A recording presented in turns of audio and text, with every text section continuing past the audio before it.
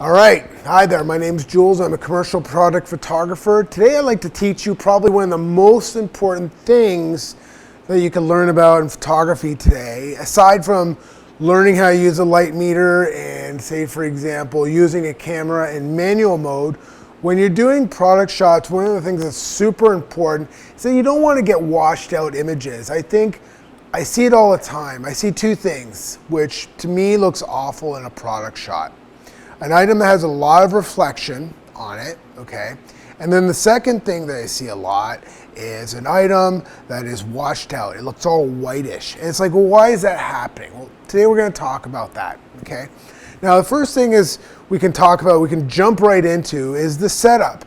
Now, a lot of people do their product photography in these stupid white boxes that you can get in eBay, and I hate those. I hate them for chrome objects, and I hate them for chrome objects because those white boxes, you're gonna see the lines of the item, of the box on the chrome object, so they suck for that. Now for product shots, they suck, and the reason being is because you're basically reflecting white into the object, thereby washing out the item, okay? So say for example, if I've got a wood box, okay?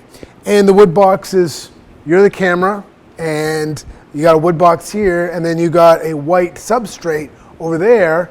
Well, what's happening is that you've got, in photography, it's going back to geometry class, we have angle of incident equals angle of reflection. So this wood box is sitting here, and the light of the camera is going bang, bang, it's bouncing off the top.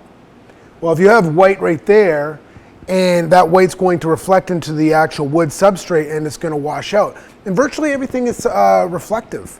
You know, even matte things are reflective. So my best advice is, you can see right here, I've got a black piece of paper that I oftentimes use just out of camera shot to get much more vibrant and punchy colors. So, you know, it's useful sometimes to drop down the black when you're shooting, so you just get much more rich color inside the actual item that you're photographing. So that's one of the very first things that I would recommend that you do. Get a black background. It's so not done, but really it's so impeccably important to get nice product shots. The second thing is that, you know, one of the reasons why you're also getting a lot of bad shots out there is because light is reflecting incorrectly onto the item. Again, we go back to geometry class. Angle of incident equals angle of reflection. A lot of times I'll see, for example, a widget, you know, a bottle or something like that, and there's a big reflection of light on the bottle right there. How do you get the reflection to not appear on the bottle? Well, again, angle of incident equals angle of reflection. So put the light source up there. So when the light hits the item, it will bounce down below. So really the only way you're going to see the reflection of the light source is if you're on the ground. So if you don't want your items to have a reflection of the light source, have it up high. Hang it outside camera view and in between. So again, angle of incident and angle of reflection. The third big trick that I use, which I think is so important, is that, say for example, if I'm shooting something like a wine glass, okay? Especially if there's a plunge on the item is shooting downwards, okay?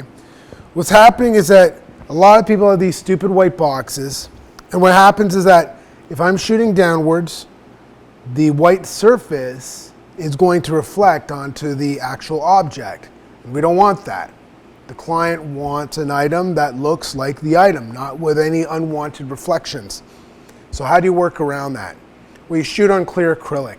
Clear acrylic has a couple benefits. I mean, if you think about what light is basically photons. Those are light particles. And they behave a lot like ping pong balls. So when you're firing the light from the light source and they're bouncing onto the product, if you have a white table, that light source is going to bounce right back onto the actual, you know, bottle or whatever you have, the widget, a drill, a box, whatever. If you have clear acrylic though, the light will actually go through the material, okay?